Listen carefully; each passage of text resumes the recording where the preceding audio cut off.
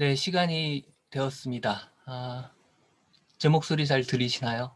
들리시면 어떻게 표현해 주시면 됩니다. 예, 고맙습니다. 네, 잘 들립니다. 네. 네, 어, 오늘 2020년 길 위의 인문학, 내 방에서 만나는 일상의 인문학이라는 큰 주제 아래 토요 철학 브런치가 아니군요. 브런치, 그리고 이제 제가 진행하는 코너는 뉴 노멀의 철학입니다. 원래는 뭐 보통 이제 사회자가 따로 이렇게 계시지만 오늘은 제가 북치고 장구치고 다 할 수밖에 없는 그런 상황입니다. 예, 보통 이 강의 이제 참석하신 분들은 저에 대해서 알고 계실 테지만 아주 짧게 소개를 드리자면요. 저는 대학에서 미학을 공부하고 그다음에 대학원에서 철학을 공부했습니다. 제 공부 과정에서 주로 제가 다룬 철학자는 니체, 들레즈 뭐 이런 학자들인데요. 화면에 밑에 보시는 책들이 안티오이디푸스, 청개구원, 제가 번역한 아주 두툼한 책들이고요. 아마 이 책들에 대해서는 잘 알고 계시리라 생각하고요. 그 다음에 박사 논문을 쓰고 나서 직후에 아주 짧은 한 300페이지 좀 안 되는 짧은 입문서를 냈습니다. 혁명의 거리에서 들레즈를 읽자 이런 책을 냈고요.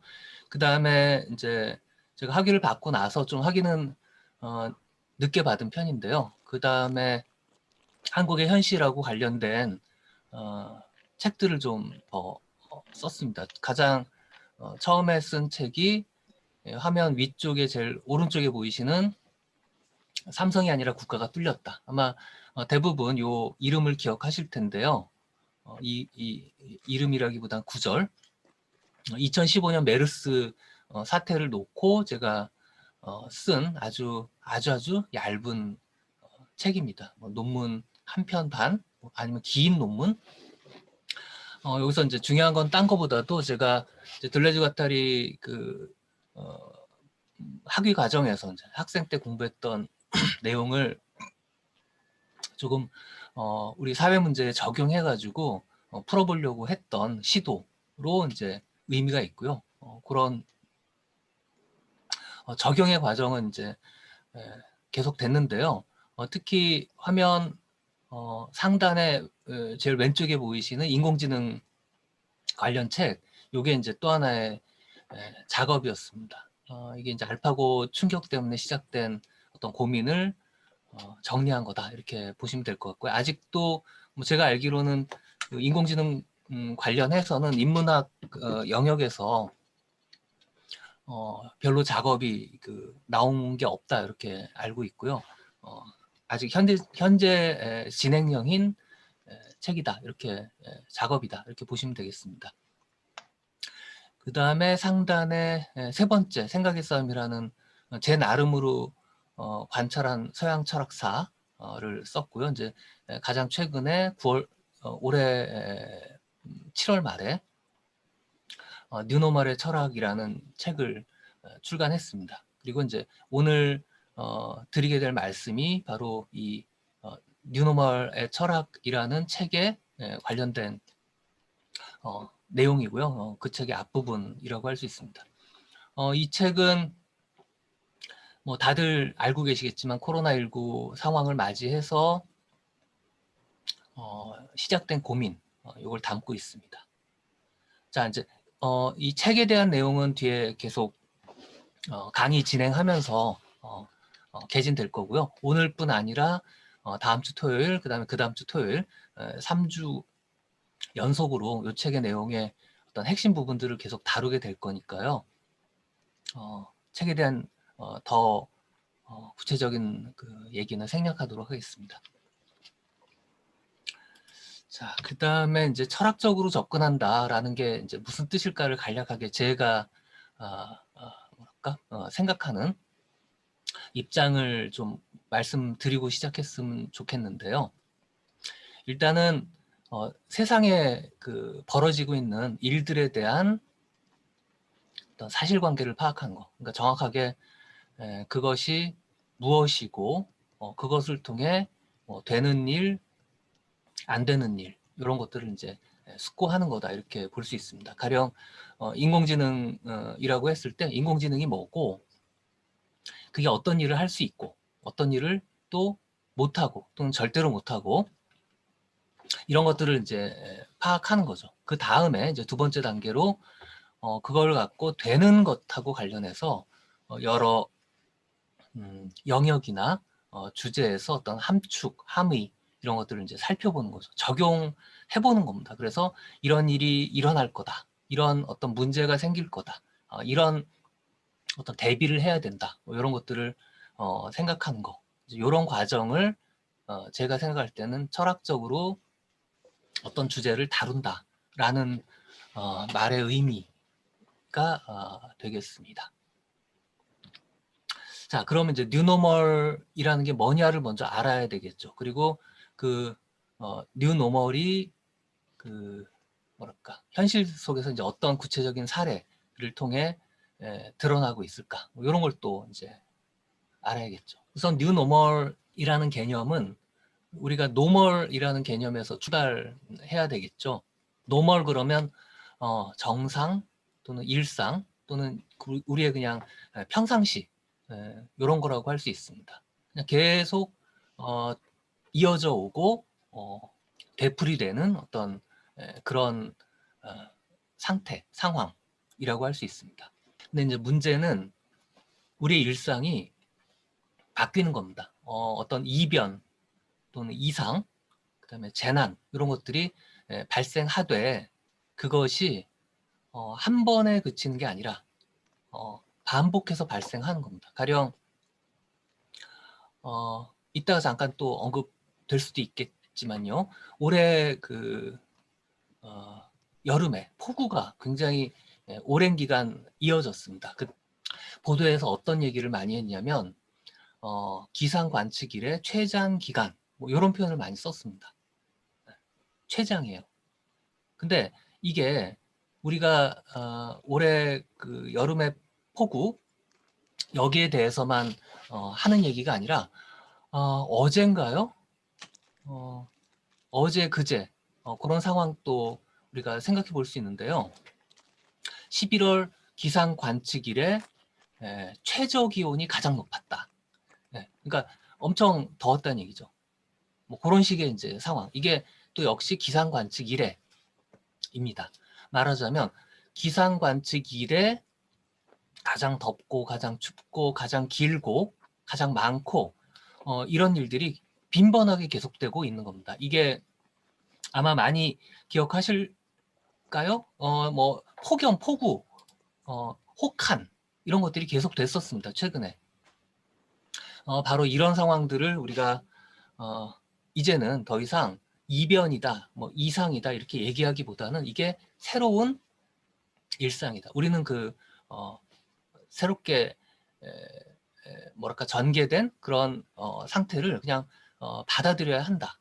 이렇게 이제 이야기할 수밖에 없습니다. 그게 바로 정상 상태가 새롭게 이제 일상이 되었다. 그냥 뭐랄까 평상시가 되었다. 이렇게 이해할 수 있습니다. 그러니까 뉴노멀은 이변의 일상화. 그래서 이변이 그냥 우리의 보통의 조건이 된 거다. 이렇게 보시면 되겠습니다. 그래서 제가 책을 아까 화면에 잠깐 보셨던 그 책을 쓸 때 본문을 어떤 문장으로 시작했냐면 어떤 변화는 일시적이지만 어떤 변화는 돌이킬 수 없다. 세상은 다시는 전과 같지 않으리라. 이렇게 이제 문장을 시작했습니다. 여기에 대해서 굉장히 사실은 심정적인 반발이 많이 있을 수밖에 없습니다. 첫 번째로는 우리가 과거에 뭔가 이제 불편함도 있었지만 예를 들어 마스크 안 끼고 세상을 활보했던 그런 상황을 다시 누리고 싶죠. 지금 여기 우리가 이렇게 온라인으로 밖에는 만나지 못하는 이런 상황도 사실은 한편으로는 저는 뭐 괜찮기도 해요. 왜냐하면 지리적으로 굉장히 멀리 있는 분들도 이렇게 자리에 참석해가지고 함께 이 시간만 맞으면 모일 수 있다는 점에서 저는 굉장히 큰 기회라고 생각을 합니다. 그리고 어떤 가능성의 확장 그렇게 생각하는데요. 또 그렇긴 하지만 다른 한편으로는 얼굴 보고 여기 이제 몇 분은 카메라를 켜놓으셔가지고 제가 얼굴을 뵈면서 그나마 좀 안심입니다. 다 꺼져 있으면 정말 무슨 까만 손톱만한 요 손톱만한 그 네모들 이렇게 까맣고 이름만 있는 그리고 마이크 다 빨간 표시로 꺼져 있는 이거 보면서 이제 굉장히 벽 보고 얘기하는 것 같은 그런 경우가 꽤 많거든요. 얼굴 보면서 이제 서로 이 아이 컨택이나 뭐랄까 표정, 어떤 몸짓 이런 것들을 같이 하면서 강의를 하면 얼마나 또 생생합니까? 기운도 받고 뭐 그런 것들이 갖고 있는 어떤 즐거움 이런 것들이 이제 사라졌다. 이런 그 상황 실제로 오프라인 강의를 하게 되는 경우도 이제 요즘 있는데요. 대부분 마스크를 끼고 계십니다. 그래서 어떤 분들은 제가 한 거의 10번 정도 회의를 같이 했는데 얼굴을 여기밖에 몰라요. 여기. 눈과 그 위. 그래서 나중에 마스크를 혹시 벗게 되는 그런 상황이 됐을 때 못 알아보겠더라고요.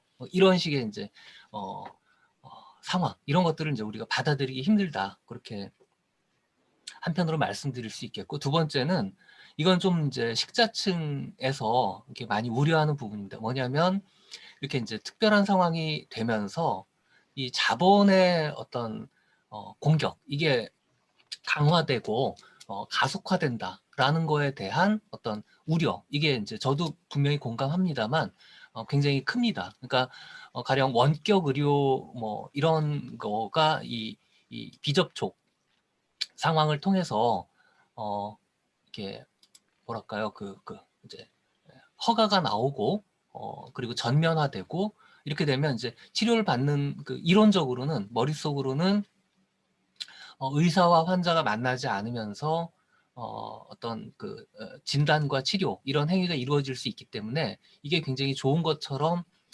여겨질 수밖에 없고 또 불가피하다 이렇게 얘기될 수밖에 없는데, 다른 한편으로는 이런 시스템을 이용할 수 있는 상당히 돈이 많은 환자와 또 이 장비를 구축하고 의료진을 확보하고 있는 대형 의료기관들 말고는 실제로 이런 시스템이 누군가에게 이득이 된다, 이롭다 이렇게 얘기하기 참 어려운 그런 상황들이 많이 있는 거죠. 이제 이게 단적인 하나의 사례인데요.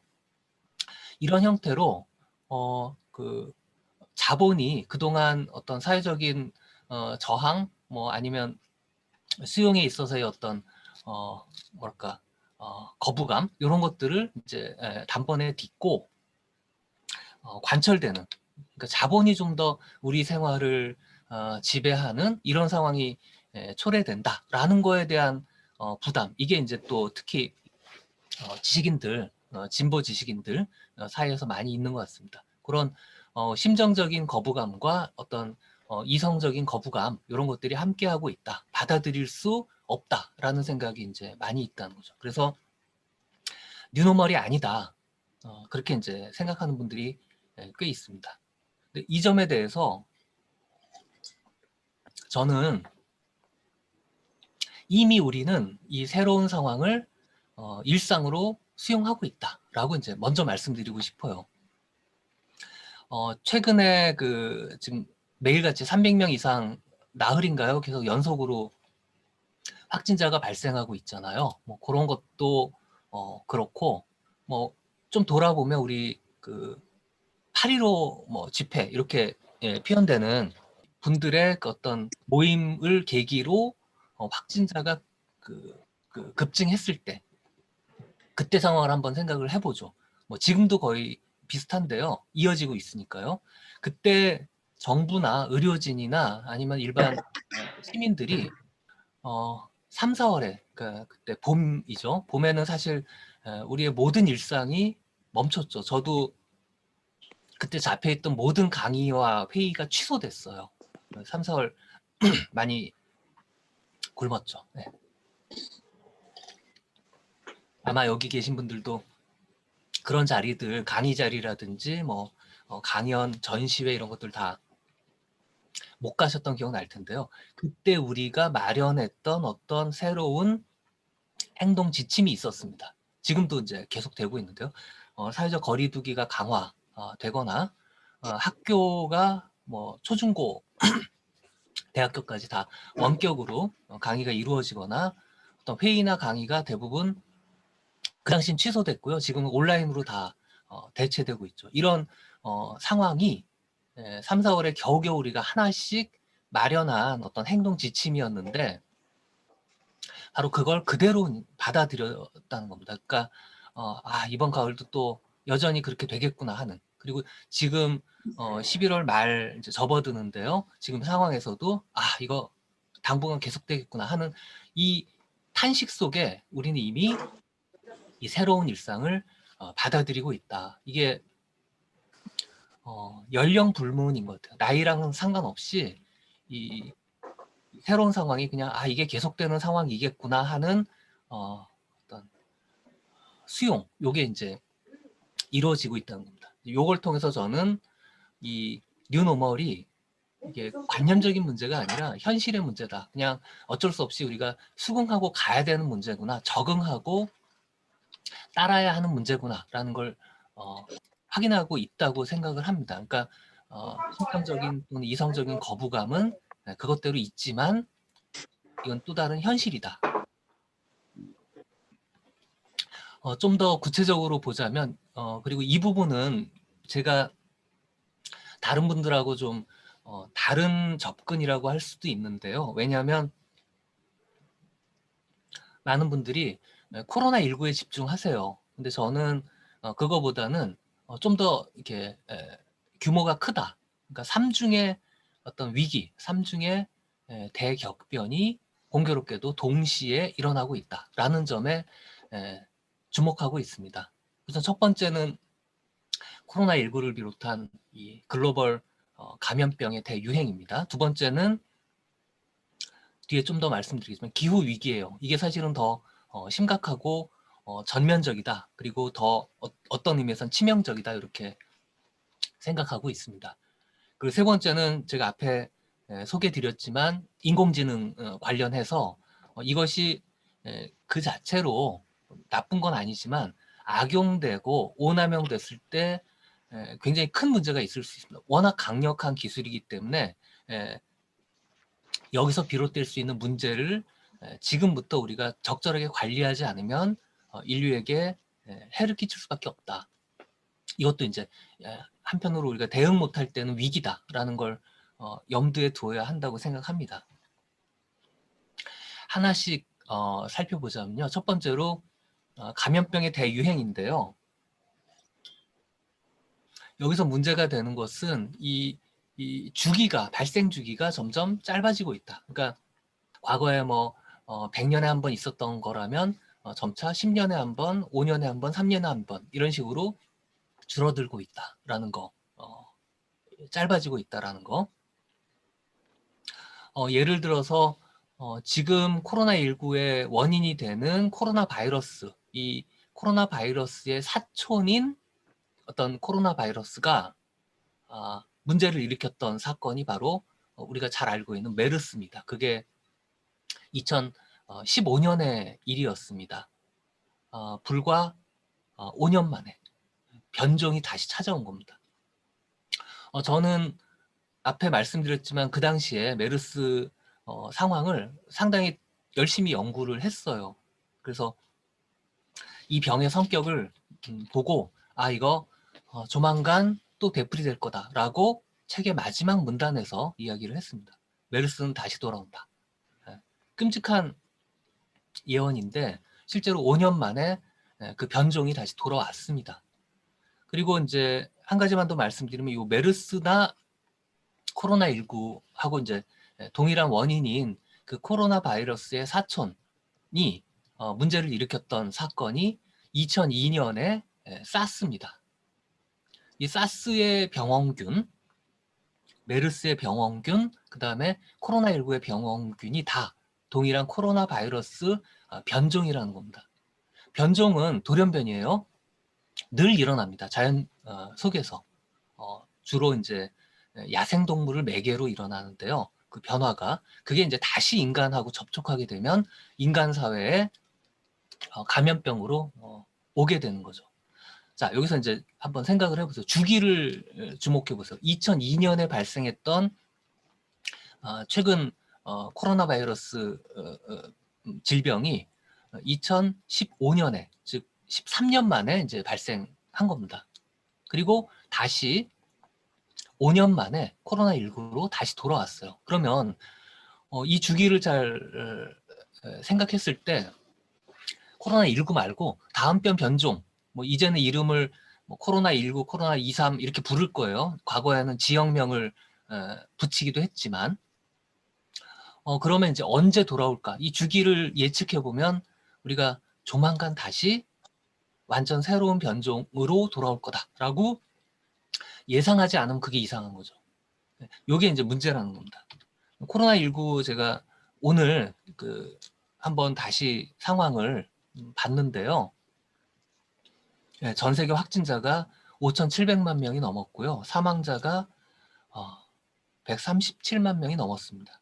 다행히 한국은 굉장히 잘 관리가 되고 있지만 지금 많이 아시다시피 유럽과 북미의 대부분의 지역은 지금 락다운, 통행 금지 상태에 들어갔습니다. 우리 사람들이 그러더라고요. 전두환 시절에 있었던 통행 금지 그게 해제된 지 40년 만에 외국에선 다시 우리보다 긴 시간에 우린 그때 12시부터 6시까지였거든요. 근데 최근에 그 캘리포니아주 보니까 저녁 10시부터 새벽 5시까지 통행 금지라고 하더라고요. 그러니까 말하자면 더 긴 기간 동안 통행 금지가 이루어지고 있고 그건 유럽의 대부분 나라가 다 이제 그런 상황입니다. 가장 잘 관리했던 독일마저도 지금 거의 락다운 상태입니다. 그러니까 집 밖에 못 나간다 이렇게 또는 아주 필수적인 걸 구입하려는 목적 말고 다른 목적으로는 이동 자체가 불가능하다. 가족밖에는 만날 수 없다. 이런 상황이 일어나고 있는 거죠. 그리고 이게 지금 백신이 나오고 있다 그런 얘기 하지만 사실은 백신에 대해서 우리가 알기 어렵습니다. 그게 얼마나 부작용이 있을지 그건 반년 이상 뭐 과거 백신 실험 몇 년에 걸쳐서 이루어지거든요. 그래서 이제 일반인에게 접종하는데 이번에 설사 긴급 사용 승인이 나더라도 어떻게 될지는 우리가 알기 어렵다. 예, 그게 이제 문제고요. 그리고 이 코로나19 화면에 보시는 것처럼 이제 과거에 중요한 질병들이 감염병들이 출몰을 했었는데요. 현재 상황으로는 가장 근접해 있는 게 1918년에 스페인 독감입니다. 그때 사망자만 5천만 명에 이르렀는데요. 지금 우리가 겪고 있는 코로나19가 100년 만에 102년이죠. 일어난 질병인데요. 앞으로 추세가 어떻게 될지 사실 알기 어렵다는 점에서 이미 이제 아시아 독감 57년에 이거를 희생자 수가 이제 넘어섰고요. 네, 스페인 독감에 제발 덜 가깝게 가기를 바랄 수 있을 뿐입니다. 상황이 그렇다는 겁니다. 그 다음에 기후 위기 이제 말씀드릴 수밖에 없는데 외로운 펭귄이야 그렇다 치고 그리고 밑에 있는 캘리포니아 이 샌프란시스코 사진인데요. 아마 보신 분도 있겠지만 몇 달 동안 화재에 휩싸여 가지고 그 캘리포니아주 전체가 이 샌프란시스코 사진이 마치 무슨 셀로판지 붉은색 이런 걸로 이제 바깥을 보는 듯한 그런 화면이 이게 실시간이 아니라 실제 장면을 그냥 찍은 겁니다. 이렇게 이제 될 정도로 화염에 휩싸인 그런 상황, 끔찍한 상황인데요. 이제 제가 더 강조하고 싶은 건 물에 잠긴 도로입니다. 이게 단지 우리 기억해 보시면 아시겠지만 단지 이게 시골 뭐 이런 데에 이 물에 잠긴 게 아니라 대도시가 서울, 부산, 대전 이런 대도시가 물에 잠겼다는 점이 굉장히 주목할 지점입니다. 왜냐하면 도시라는 거는 인공적으로 설계된 우리가 함께 살아가는 굉장히 인위적인 어떤 그 공간입니다. 예를 들어서 이런 대홍수라는 게 있을 수 있어요. 그러니까 폭우 이런 게 있을 수 있습니다. 근데 도시는 그걸 처리할 수 있게끔 기반 시설을 갖춰놓고 있어요. 하수 시설 이런 게 있습니다. 따라서 도시가 물에 잠긴다라는 거는 도시 계획의 실패를 뜻합니다. 그러나 왜 이런 실패가 일어났을까를 이제 짚어보면 도시를 설계할 때 과도하게 설계할 필요는 없거든요. 가령 최근 50년 동안 뭐 홍수 그 피해가 있었던 거를 이제 감안해서 그 최대 어떤 그 폭우 그 강수량의 뭐 2배까지를 뭐 이렇게 하수시설로 만든다 이런 식의 이제 접근인 거죠. 이건 뭐냐면 과거의 노말 이걸 기준으로 마련했던 도시 인프라가 더 이상 작동하지 못한다 이런 함축을 갖습니다. 그래서 뉴노멀인 거죠. 더 이상 과거의 통계나 기준은 이제 쉽게 통하지 않는다. 이게 이제 도시의 어떤 마비 이런 상황에서 이제 잘 드러난다고 저는 생각합니다. 대표적으로 이건 제가 영상은 준비했는데 시간상 따로 보진 않겠는데요. 이때 9월 7일 날 하루 사이에 단 하루 사이에 어떤 일이 벌어졌냐면요. 한국도 사실은 그저께랑 어저께 사이에 그런 비슷한 일이 벌어졌습니다. 그저께 기온이 한 19도 정도 낮에 그랬다가 저녁에 2도 아니 그러니까 그 다음날 새벽에 2도 그러니까 17도가 떨어진 겁니다. 단기간에 하루 만에. 근데 콜로라도의 그 덴버에서는 더 심한 일이 벌어졌어요. 여기서는 대략 그 한여름 날씨인 33도 정도 되는 날씨가 다음날 2점 몇 도, 영하 2점 몇 도, 그래서 35도가 하룻밤 사이에 기온이 떨어지는 그런 상황이 실제로 벌어졌었습니다. 전날 캠핑하던 분들이 얼어 죽을 뻔했어요. 그래가지고 다음날 패딩 사고 난리가 났다고 합니다. 이게 저는 뭘 떠올리게 됐냐면 The Day After Tomorrow 한국 제목으로는 투모로우라는 이름으로 개봉된 재난 영화죠. 바로 이 지구 온난화를 계기로 발생했던 어떤 혹한의 어떤 그 뭐랄까 그 엄습 요걸 다룬 영화인데 그 제가 기억나는 한 장면이 이 갑자기 이 하늘에서부터 그 아주 차가운 기온이 이렇게 내리꽂히면서 하늘을 날던 헬리콥터가 갑자기 이 프로펠러가 칙칙칙칙 이렇게 해서 멈추더니 지상으로 곤두박치는 그런 장면을 제가 되게 인상 깊게 봤었는데 바로 그런 재난 영화 속 장면이 실제 뉴스에서 방송되는 이런 이제 상황까지 벌어졌다는 거. 이제 그런 게 우리가 지금 겪고 있는 기상 상황이다, 기후 상황이다 이렇게 얘기할 수 있는 지점이라고 봅니다. 다음으로 인공지능의 오남용을 말씀드리고 싶은데 뭐 이 부분을 제가 좀 길게 얘기하기는 시간이 애매하고요. 기본적으로 인공지능을 잘못 사용했을 때 굉장히 악용되고 남용될 수 있다라는 걸 보여주는 여러 가지 증거들이 있습니다. 나아가서 인간의 일자리, 일거리하고 관련된 굉장히 많은 문제들도 생기고 있습니다. 가령 화면에 보시는 무인 매장 또는 로봇이 서빙을 하는 식당 이런 것들이 이제 인간의 일자리를 위협하는 하나의 징조고 나아가서 이 코로나19 상황에서 그 비접촉 비대면이 그 일상화되면서 과거에는 어떤 저항감 이런 것들이 있었지만 지금은 자연스럽게 수용되는 그런 과정을 잘 암시하고 있다 이렇게 보이고요. 또 다른 한편으로 이제 인간이라는 게 뭐냐에 대한 어떤 정체성의 위협. 왜냐하면 굉장히 많은 일들을 인공지능이 더 잘하고 있거든요. 이런 것들도 역시 우리가 잘 대처해야 될 그런 문제 상황이다. 이렇게 말씀드릴 수 있겠습니다. 자, 그럼 이런 일들이 왜 벌어졌을까를 조금 찾아보면 기본적으로는 이제 자본주의의 세계화 또는 세계 자본주의의 완성, 여기서 원인을 찾을 수 있다. 그렇게 말씀드릴 수 있겠는데요.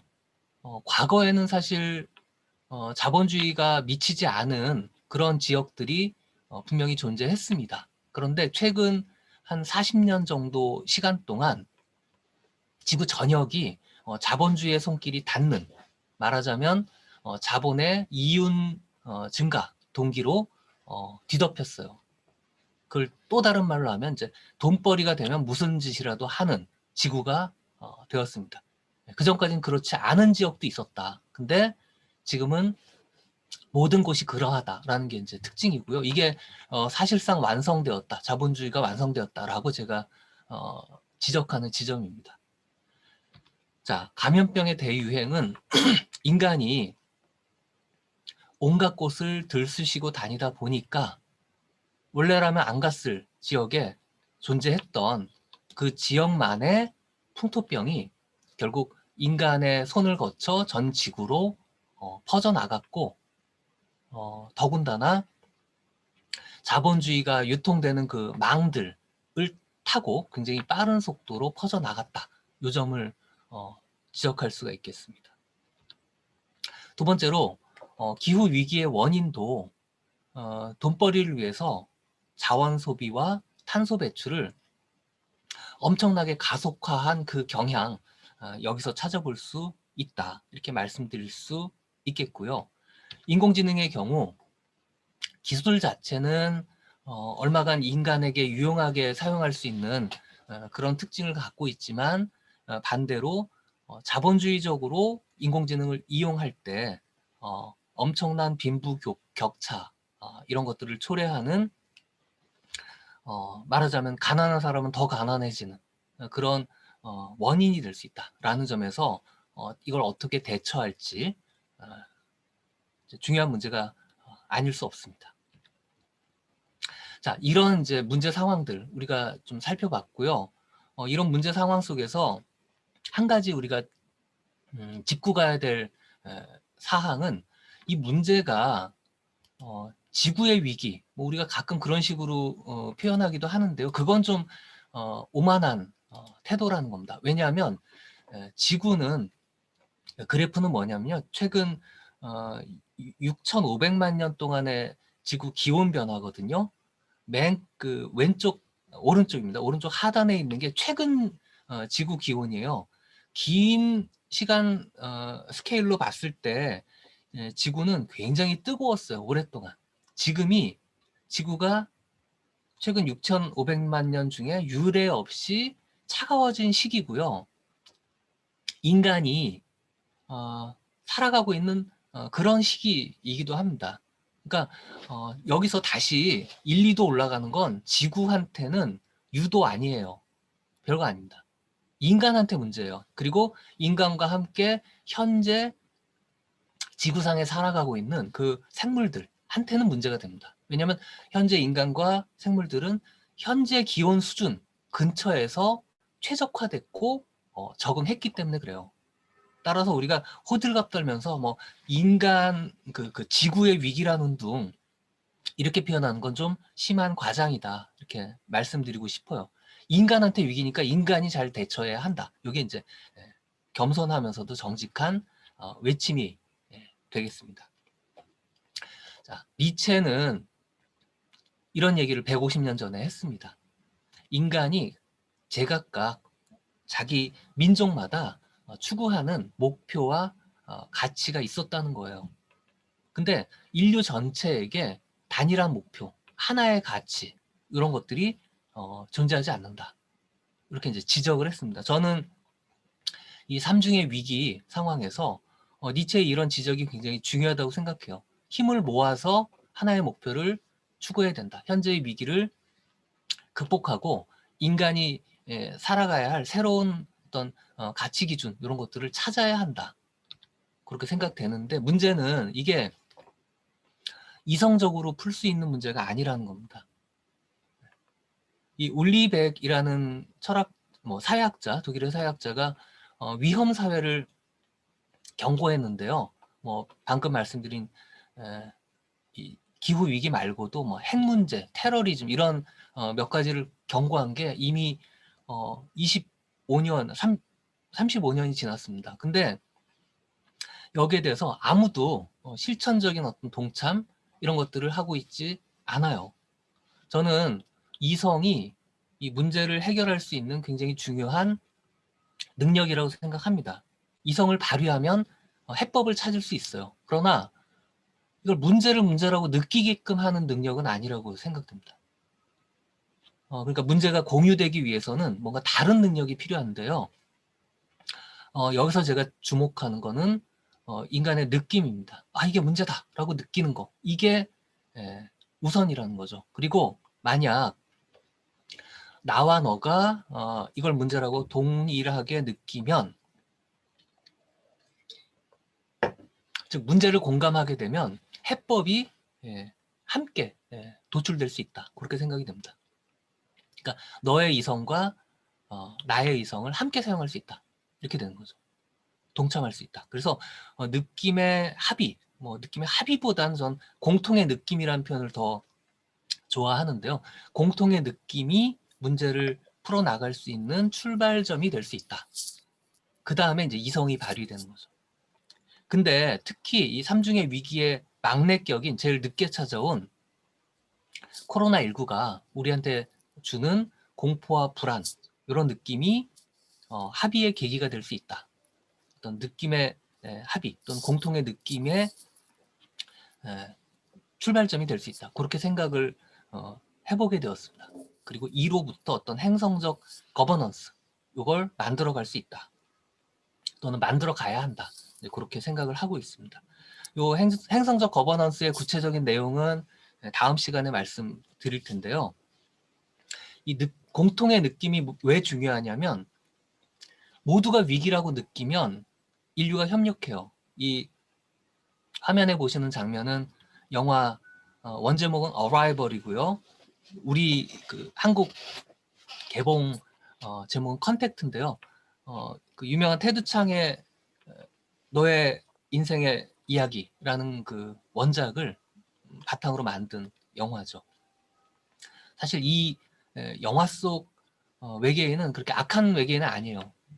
그러나 외계인 앞에서 인류는 단결하고 협력하고 그런 행위를 자연스럽게 하게 됩니다. 과거 외계인의 침공을 다룬 영화들이 다 그런 점을 보여줬거든요.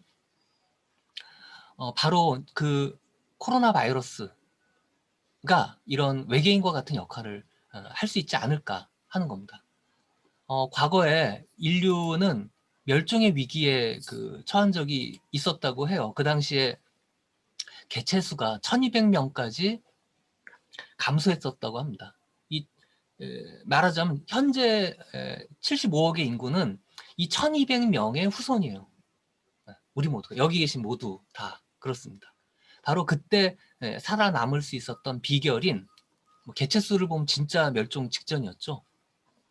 비결은 그 절실함에서 비롯한 협력이었다, 이렇게 생각이 되고요. 그 점에서 우리는 그 후손이기 때문에 협력 유전자가 안에 다 들어 있습니다. 그걸 다시 꺼집어내야 한다라는 얘기가 되겠고요. 그래서 이제 그 마지막으로 짚어볼 조건이, 우리가 이 오늘 강의 제목이 영토의 발견이었는데요.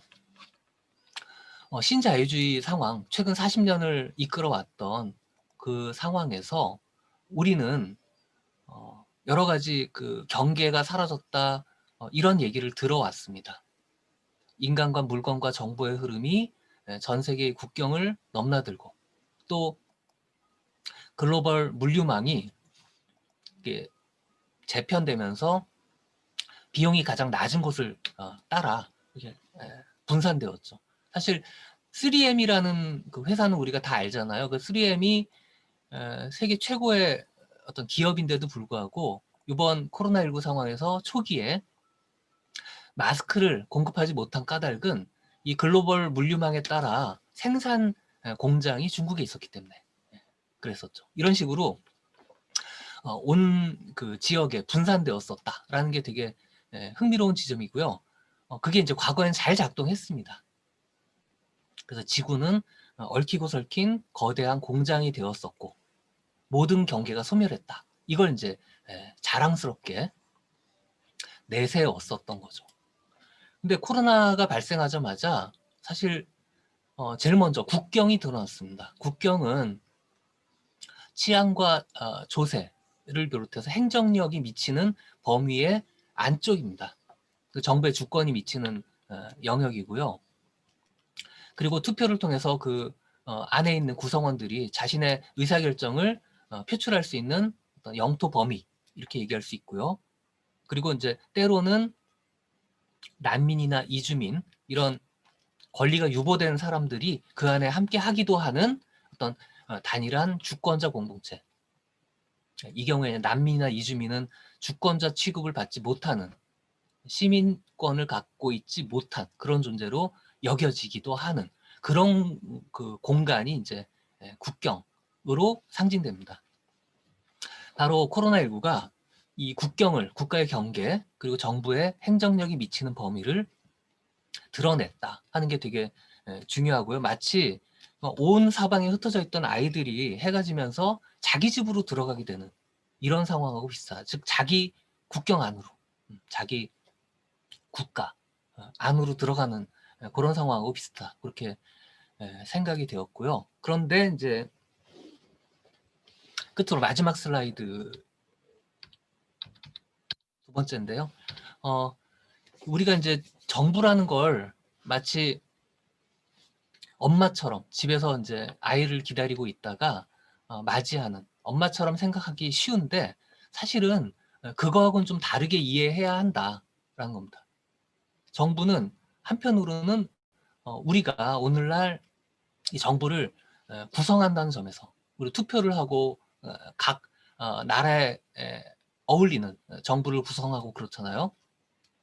그런 점에서 이 엄마 역시 아이가 낳은 엄마다 이렇게 이해할 수 있다고 생각합니다. 저는 이걸 자기 통치, 셀프 거버넌스라는 말로 가장 잘 표현할 수 있는 게 아닌가 그렇게 생각하고요. 그리고 코로나19가 드러낸 거는 각 국가와 정부가 경계를 통해서 구별되자마자 각각의 어떤 특징, 민낯, 성격 이런 것들이 드러났다고 생각합니다. 특히 그 각각의 정부를 구성한 인민의 성격 이게 이제 드러났다고 생각하고요. 지금 한국이 상대적으로 전 세계에서 가장 잘 대처하고 있다면 그건 한국 정부의 힘이라기보다는 그보다도 한국 인민의 힘이다. 그리고 그 인민이 정부를 구성했고 서로 말하자면 꿍짝이 맞는다. 이런 식으로 이해하는 게 적절하지 않을까 생각합니다. 끝으로 이제 영토라는 게 뭐냐? 결국 안전한 삶의 터전, 공동의 안식처 그렇게 이해할 수 있고요. 국가폭력이나 성폭력, 성차별, 이방인 혐오, 소득과 소비의 격차, 보건의료 체계 이런 것들을 이런 종류의 문제들을 잘 해결해서 안전한 영토를 구축하는 게 지금 우리가 해야 될 1차적인 과제고 그 안에서만 각 개인의 구체적인 자유가 발현될 수 있다. 이렇게 이해가 됩니다. 만약에 영토가 안전하지 않으면 개인들의 구체적인 자유도 존재하기 어렵다. 이렇게 생각이 됩니다. 그래서 우리는 서로 보호하고 그리고 이제 그게 가능해질 수 있는 공동의 안전망을 함께 마련해야 한다라는 거고요. 이게 이제 사회가 얼마나 일단 첫 번째로 안전하고 그 안에서 개인들이 행위할 수 있을 어떤 여지를 마련하는 그런 곳이어야 하고 그걸 이제 과학의 용어 중에 자유도라는 게 있어요. 자유도라는 건 얼마까지 행동이 가능하냐. 그 물리학에서 예를 들어서 2차원 평면이라면 우리가 행동할 수 있는 여지가 전후 좌우로 가는 것밖에 없습니다. 그러나 3차원 공간이라면 훨씬 더 갈 수 있는, 운동할 수 있는 여지가 커지죠. 그랬을 때 2차원 평면과 3차원 공간 사이에 어디가 자유도가 높냐라고 하면 3차원 공간이 자유도가 높은 겁니다. 바로 이런 식으로 한 사회의 자유도를 높이는 게 1차적인 과제다. 이렇게 생각을 합니다. 그래서 자유에 대한 개념도 좀 우리가 새롭게 이해해야 되지 않을까까지가 이제 오늘 제가 그 발제한 내용이고요. 조금 이제 시간 오버했습니다. 죄송합니다. 이제부터 잠깐 동안 그 질문, 대답 그리고 치열한 날카로운 질문 주시면 제가 그 답변을 드릴 수 있도록 그렇게 하겠습니다. 네. 선생님 강의 잘 들었습니다. 지금 뉴노멀 시대에 이렇게 상정을 하시면서 인공지능 분야가 어떻게 보면 아까 시간 관계상 조금 이렇게 가신 것 같은데, 네네. 인공지능이 지금 그러니까 뉴노멀 시대하고 관련 지어 가지고 조금만 더 이렇게 풀어서 말씀을 부탁드려도 될까요? 네. 예. 인공지능은 제가 요걸 좀 보여드리고 싶은데요. 이게 마이크로소프트에서 출시한 챗봇 테이입니다. 이름이 이제 보시다시피 트위터 형태로 서비스가 되는데요. 이 대부분의 인공지능이 우리 인간이 만들어낸 데이터를 활용하고 있습니다. 이 테이가 대표적이었고요. 특히 인간과 주고받은 대화 속에서 뭔가 자기가 하게 될 이야기의 어떤 내용을 학습하는 그런 형태로 구성되어 있습니다. 근데 문제는 초기에 마이크로소프트에서 출시하기 전에 많은 훈련을 시켰지만 이게 출시되자마자 미국의 극우 세력들이 담합을 해가지고 테이한테 한번 제대로 가르쳐보자 라고 해서 이제 온갖 차별적인 내용들을 주입했습니다. 대화를 건넨 겁니다. 뭐냐면 화면에 보시듯이 홀로코스트가 일어났느냐 그랬더니 테이가 꾸며낸 일이다 이렇게 답변을 해요. 그리고 히틀러가 옳았다. 나는 유대인을 증오한다 등등 이런 내용들을 테이가 뱉어내게 된 이유는 학습 데이터가 나쁠 때 부정적일 때 그것을 그대로 가공할 수밖에 없는 게 이제 인공지능의 특징이기 때문에 그렇습니다. 이런 식으로 이게 악용될 수 있는 여지가 이 테일을 통해서 가장 극명하게 드러났는데 그 밖에 학습 데이터를 사용하는 대부분의 인공지능은 다 이런 문제를 안고 있을 수 있습니다. 근데 우리는 거꾸로 인공지능은 공정하고 중립적이기 때문에 인간들이 잘못하고 있는 가령 재판 이런 거 이제 경우에 인공지능을 사용하는 게 마치 정답인 것처럼 그렇게 생각하는 경향이 크거든요. 따라서 이런 식의 상황을 우리가 충분히 이해하지 못하고 대처하지 못할 때 오히려 차별과 편견이 강화될 수 있는 그런 사회가 될 수 있다라는 점에서 이런 종류의 어떤 문제 상황을 우리들이 잘 인식하고 또 이게 사회적으로 어떻게 대처할지에 대한 논의를 하는 게 필요하다. 만약에 그게 없을 경우에는 이거야말로 인공지능을 통해서 인간이 차별되고 그밖에 어떤 제가 이거는 말씀을 안 드렸지만 감시되고 통제될 수 있는 이것도 잠깐 말씀드리면 안면인식 기술은 지금 굉장히 뛰어난 기술인데요. 이게 한국에서는 방역을 위해서 주로 이용됐지만 홍콩에서는 시위대를 검거하는 목적으로 이용됐습니다. 이런 식으로 인공지능 기술이 어떤 거버넌스에 의해서 이용될지 이걸 결정하는 건 굉장히 중요한 문제다 이렇게 말씀드리고 싶습니다. 네, 감사합니다. 네. 고맙습니다. 또 추가 질문이나 이렇게 연관된 질문도 주셔도 좋고요. 다른 질문도 좋겠습니다. 그리고 사실 오늘만 날은 아니에요. 다음 주, 그 다음 주 있는데요. 그렇더라도 뭐랄까 오늘 풀 건 오늘 풀어야죠. 그리고 이제 주중에 생각나는 그런 고민, 의문 같은 게 있으시면 다음 주에 또 시작하기 전에 말씀을 주셔도 좋을 것 같습니다. 예, 질문 한 가지 해보겠습니다. 예. 제가 채팅창에 썼는데요. 너무 근본적인 질문 같지만, 궁극적으로는 이제 우리의 인식 자체가 이제 변화돼야 되는데, 이 세상이 하나다라는 것을 얼마나 깊이 깨닫는가라는 네, 것이 문제인데, 이제 자본주의적인 이제 인간은 이제 파국에 이를 때까지는 그것을 결코 인정하려고 하지 않을 거거든요. 네, 맞습니다. 그럼 어떻게 해야 될까? 네. 어떤 제동 장치가 필요하고 또 아까 말씀하신 이제 거버넌스 문제도 말씀을 하셨는데 우리가 스스로에게 제동을 걸 수가 없기 때문에 지금 문제인데요. 네. 이 뭐 철학적인 것이기도 하고 종교적인 것이기도 한데 좀 그냥 뭐 뜬금없지만 질문을 한번 드려봅니다.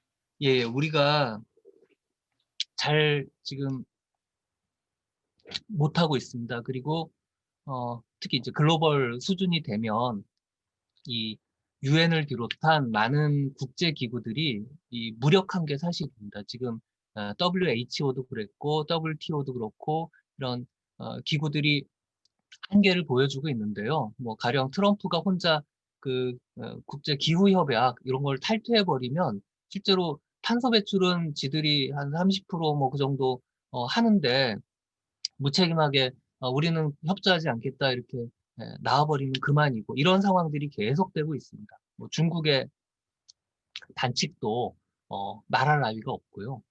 자, 이런 상황에서 어떻게 문제를 극복할까? 제가 이제 그걸 좀 고민을 해봤는데 가장 핵심은 결국 이걸 문제라고 느끼는 그 어떤 공통의 그 느낌 이게 굉장히 저는 중요한 것 같습니다. 왜냐하면 내가 문제라고 안 느끼면 동참하지 않거든요.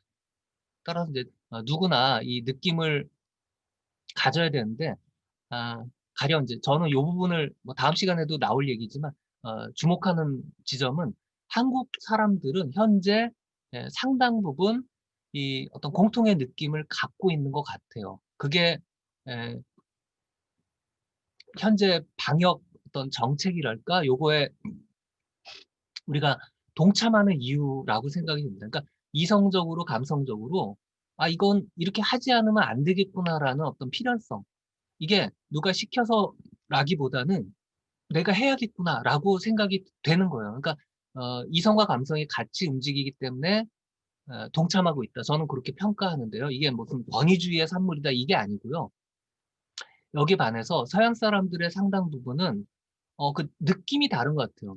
서로 문제라고 생각하는 지점이 그렇기 때문에 뿔뿔이 흩어져서 마스크를 벗을 자유를 달라 이런 주장도 하고 있는 게 아닌가 싶어요. 아직 덜 절박하고 덜 절실하고 아직 위험하다고 느끼지 않는 거죠. 바로 이 공포와 불안의 느낌을 참 이것도 이상한 일인데요.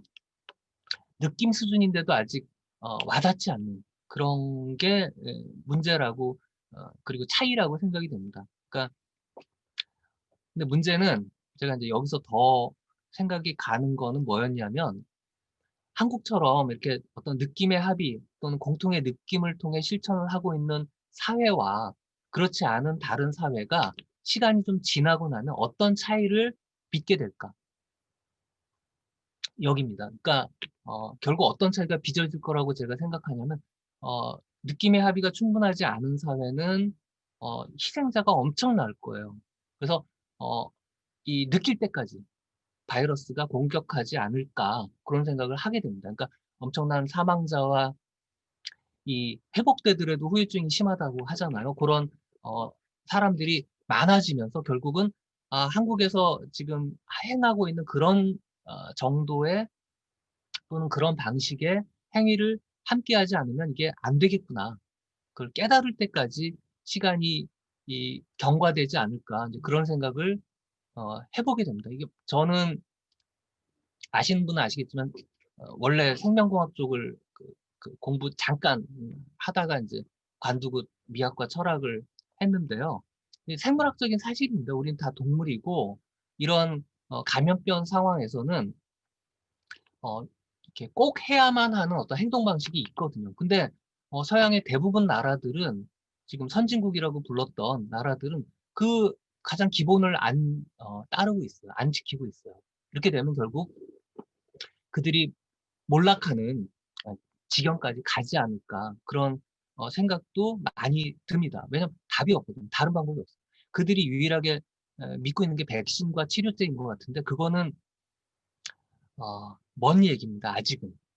뭐 많은 사람들이 얘기하지만 내년 뭐 초여름 정도 돼야 이게 어느 정도 보급될 거라고 얘기하고 있기 때문에 그게 안전한 백신이다 하더라도 그 사이에 생겨날 그 수많은 희생자를 어떻게 에, 감당하겠다는 건지 저는 개인적으로 알기가 어렵습니다. 그래서 이제 요약하자면 방금 질문하신 거에서 사람들이 위기감을 느끼지 못하고 하는 거는 아직까지 정신을 못 차려서라고 좀 이상한 표현이긴 한데요. 그런 식으로 제가 현재까지는 생각을 하고 있습니다. 그리고 지금 여기 오늘 드린 대부분의 말씀은 제가 이미 6월 달에 다 이렇게 책이 출판된 거고 조금 더 지나서지만 원고를 다 쓴 내용들이에요. 근데 그 사이 4, 5개월 지났잖아요. 그리고 4개월 지난 다음에도 똑같은 얘기를 계속 할 수 있다는 건 이건 뭐 좀 표현이 과하지만 과학적인 사실이기 때문에 그럴 수밖에 없다고 저는 이해하고 있습니다. 예, 고맙습니다. 고맙습니다. 제정신으로 살아가기 위해서 개인적으로 어떤 노력을 해야 할지요 이렇게 채팅창에 질문을 주셨는데요. 개인 질문 형태로 주셔가지고 다른 분들은 채팅창에 안 보이실 수도 있는데요. 개인 차원에서 노력은 저는 이 병을 잘 아는 거, 일단 그게 가장 중요하다고 생각합니다. 우리가, 제가 이제 강신주 씨가 그런 얘기하는데, 뭐, 낭떠러지에서 손을 놓고 이런 얘기하는데, 낭떠러지에서 손을 놓으면 죽어요. 그러니까 어떤 과학적인 사실, 물리학이나 생물학, 이런 사실관계를 저는 정확하게 파악하는 게 되게 필요하다고 생각합니다. 그러니까 낭떠러지 손을 놓으면 안 되고요. 그때 일단 기어 올라가야 되고요. 마찬가지로 이 감염병 앞에서는 오만하면 안 됩니다. 마스크 써야 되고요.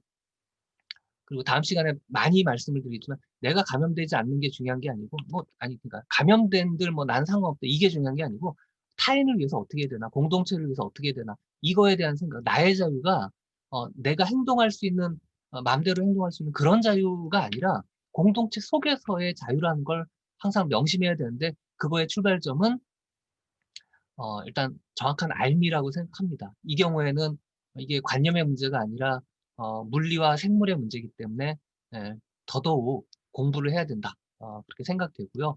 최소한 우리 정은경 청장님 말씀이라도 귀 기울여가지고 들으면서 잘 모르겠으면 외워야 한다. 뭐 그렇게까지 말씀드려보고 싶습니다. 오늘 이제 뉴노멀, 특히 코로나19 중심으로 말씀을 드렸지만 기후 위기와 인공지능이 초래할 어떤 위협 이런 것들을 말씀드린 후에 글로벌 거버넌스가 필요한데 이거는 결국은 공통의 느낌에서 출발할 수 있는 게 아닐까. 과거에 20세기에 우리가 구축했던 국제기구들의 실패를 좀 다른 각도에서 어떤 해법을 찾을 수 있는 게 아닐까 그렇게 말씀을 드렸고요. 마지막에 경계와 영토 말씀을 드리면서 각 나라별로 현재 대응 방식이 다른데 그 안에 차이에 주목해 보자까지 말씀을 드렸어요. 왜냐하면 이제 다음 시간에 한국의 어떤 방역의 성공, 상대적인 성공이죠. 여기에서 뭔가 전 세계가 공유할 수 있는 어떤 행동 방식, 규범 이런 것들을 좀 도출해서 전 세계에 한번 권해보자. 이런 방향으로 나갈 거기 때문에 우리가 이제 다음 시간에 주목할 한국 방역의 특징 이게 뭔지 이게 이제 에, 그 핵심으로 남게 되는 것 같습니다. 제가 영토를 말씀드린 이유는 각 나라마다 현재 대응 방식과 수준이 다르기 때문에 각 개별 국가 중에 가장 잘하고 있는 나라 거를 한번 주목해보자. 그런 취지에서 영토 말씀을 드린 거고요. 다음에는 약간 뭐랄까 뭐 누가 볼 땐 국뽕이라고 할 수 있겠지만 과학의 문제입니다. 방역 결과 아까 제가 제시한 거 보시면 느끼시겠지만 너무나 상대평가 성적이 좋기 때문에 가장 잘하고 있는 나라에서 배울 게 뭔지 우리가 세계에 들려줄 수 있는 교훈이 뭔지 그걸 살펴보는 시간을 갖도록 하겠습니다. 오늘 자리 함께 해주신 그 토요일 이른 아침인데도 불구하고 이렇게 해주신 분들께 제가 굉장히 감사드리고요. 다음 시간에 훨씬 더 재밌을 거예요. 오늘은 이제 어떤 상황이 우리 주변에 펼쳐졌을까? 요거에 주목했다면 다음 시간은 어떻게 돌파하고 있을까? 우리가 돌파하는 비결이 뭘지를 우리 스스로가 한번 돌아보는 그런 기회를 가졌으면 그렇게 싶습니다. 점심 잘 드시고요. 오늘 기분 좋은 오후 이렇게 맞이하시기 바랍니다. 고맙습니다. 고맙습니다.